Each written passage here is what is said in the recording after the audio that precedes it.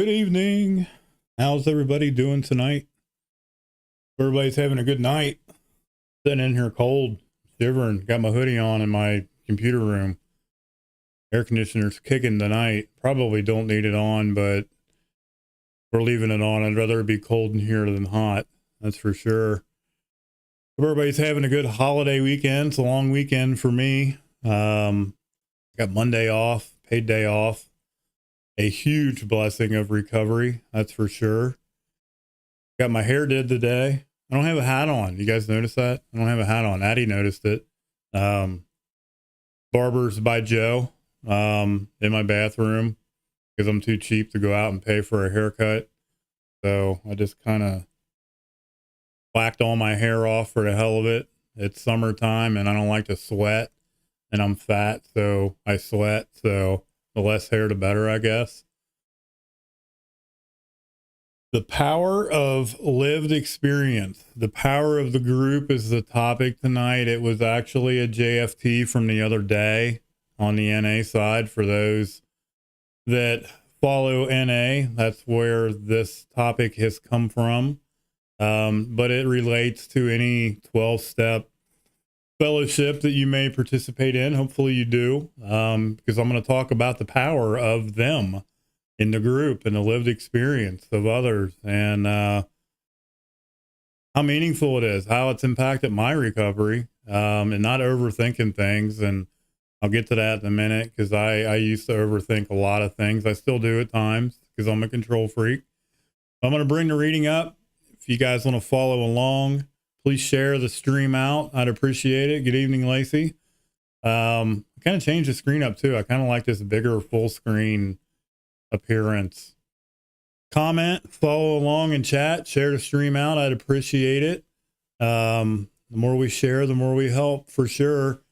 Let me bring this one up. You guys not see me and see the screen for once, which is probably a blessing for you guys, because I'm sure you get tired of staring at me.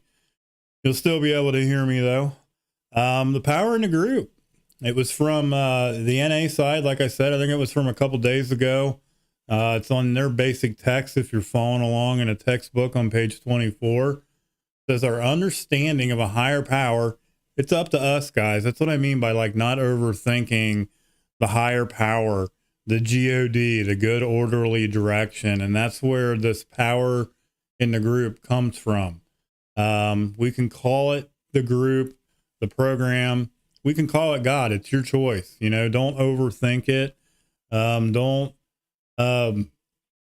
limit yourself, you know. Don't be afraid to go into a 12-step fellowship just because you think it may be all God-based, because they're not. As many of us have a hard time with the idea of a higher power until we fully accept the depth of our own powerlessness over addiction. Because once we do, most of us are at least willing to consider seeking the help of some power that's greater than our disease, something greater than us. You know, our first practical exposure, many of us had that kind of power in the NA group or a 12-step fellowship, AA, CA, CR. I don't care which one you work. Power of whatever 12-step fellowship you may be working. Perhaps that we should start in developing our own personal understanding of God and what God means to you. Doesn't matter what other people think. It's what matters to you and what works for you. One evidence of a higher power in the group is the unconditional love that the 12-step fellowship members help one another without exception of reward. You know, it's giving back, it's loving, it's caring without accepting anything in return. They're doing it out of the kindness of their heart because they truly care and they want to help. The group's collective experience in recovery is itself a power greater than our own, for the group has practical knowledge of what works and what doesn't. It's the lived experience. It says, and that fact, that addict keeps coming back to meetings, keeps coming back to AA, NA, whatever meeting they're going to, day after day. That's why they all say, keep coming back. It works if you work it. It says this is a demonstration of the presence of a higher power. something greater than us. You know, it's that relatable experience when we go into a meeting and we hear other people sharing about shit that they've gone through in their lives. And all of a sudden we start relating to it. And we're like, oh my gosh, these people have gone through similar things that I've gone through. They might understand me. You know, we're not as unique as we thought we once were. It says, that's what's attractive. You know, that higher power, some attractive, caring force that works, that helps addicts stay clean and grow. It says all these things are evidence that a higher power can be found in a 12-step fellowship group. AA, NA, whatever. That is the evidence right there. When we look around with an open mind, each of us will be able to identify other signs of that power. That's that relatable experience. It doesn't matter if we call it God. It doesn't matter if we call it a higher power or whatever you decide to call it. Just as long as we find a way to incorporate that power into our daily lives. That's what I mean by not overthinking it. Because just for today, I'll open my eyes and my mind to signs of a power that exists in my 12-step fellowship group. I will call upon that power to help keep me clean, to help me stay clean. You know, I wrote down notes before I came on just because my memory is absolutely terrible. And Addie, you're right. That is the brilliant part. You know, we all have a choice. We can all pick whatever we decide our higher power is. And what works for us may not work for someone else. And that's perfectly okay. As long as it works for you. That's what matters. You know, the power of the group, the lived experience of each and every person in whatever 12-step fellowship you work is without parallel. It is by far, next to my higher power, the most powerful tool in my recovery toolbox. Hands down, the lived experience, the beauty of the we, the therapeutic value of one person helping another. You know, I use God in like a good orderly direction, you know, and whatever that orderly direction is for you is perfectly okay. You know, just don't overthink it. Welcome, Jeff. It is. That is. The truth is that it works if you work it, because recovery is possible. And it doesn't matter how you work it as long as you get there. What works for you, like I said, guys, may not work for me. It may not work for other people, and that's okay. The fact of the matter is if it's working for you, continue to do it, and whatever it takes to stay clean. You know, just don't overthink it and remain open-minded and willing, because you're going to hear different thoughts and ideas in 12-step fellowships when you go into the rooms, whether you're online or you're in an in-person meeting, that you may agree with. You may disagree with them, and that's okay. You know, it's okay to disagree. You know, just because you don't like it or you don't care for it or it doesn't work for you doesn't mean, like I said, that it may not be working for them.